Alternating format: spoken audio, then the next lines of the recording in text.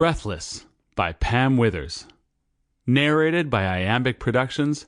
Published by Orca Book Publishers.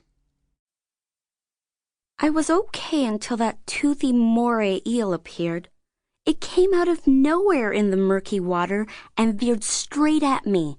Honest. It was like it wanted a head-on collision with my mask.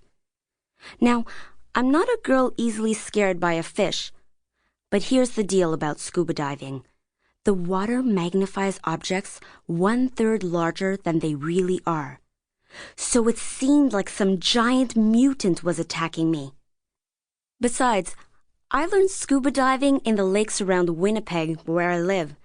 And this was only my second day of visiting my uncle in Kauai, Hawaii over Christmas break.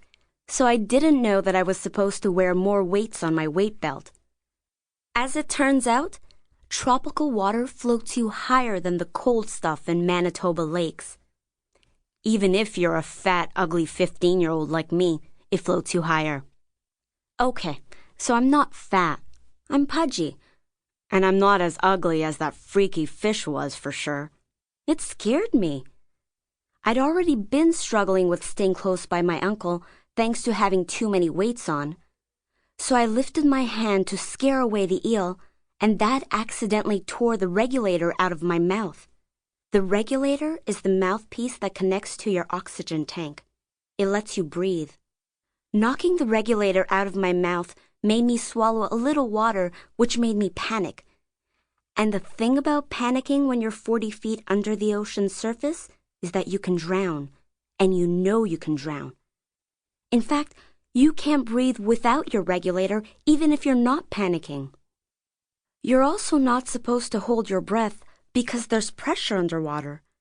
That means if you're not breathing out bubbles while the regulator is out, your chest might expand until it explodes. Well, not really, but something like that. I finished my scuba diver certification a year ago, but I can't remember everything. So I was exhaling, but before I got the regulator back in, I was flailing around and my arm, the one trying to scare the eel away, was all tangled in my regulator hose, and I swallowed some water before I got the regulator back into my mouth. That made me feel sick, so now I was sick to my stomach and full-on scared. Now, I don't want to get gross and all, but here's the truth. If you throw up when you're 40 feet underwater and trying to breathe on a regulator, it's okay. Honest. Scuba diver gear is made to take that. Can you believe it? I mean, it lets you keep breathing in between upchucking. Otherwise, I wouldn't still be around. So I was breathing and barfing and crying and kicking around, certain I was going to die. But my Uncle Tom, who's my favorite uncle, was great. He swam right in front of me and locked his reassuring blue eyes on mine. He made sign language to tell me to breathe slowly, and he rested his hands on my shoulders. It worked. Just knowing he was there, him being a scuba diving instructor and all. He owns his own dive shop, runs diving trips and stuff. That's why I was in Kauai over Christmas, because one of his 2 employees had quit. He knew he couldn't replace the guy until January. He knew I loved diving and figured I could help out during my break. So he paid my airfare all the way from Winnipeg. Pretty nice, I say. I was glad he was with me when I was panicking. If I was going to drown, it might as well be with him beside me, being nice to me. But like I said, the regulator kept me breathing until I was finished being sick. And then, kicking his flippers, he steered us up to the surface, nice and slowly. If you don't do things right in scuba diving, bad stuff can happen.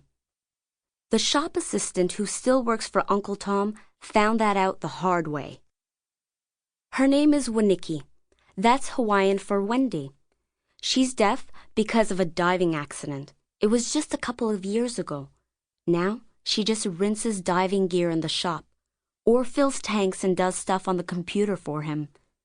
But she's not very friendly. She has hardly said a word to me since I got to Kauai.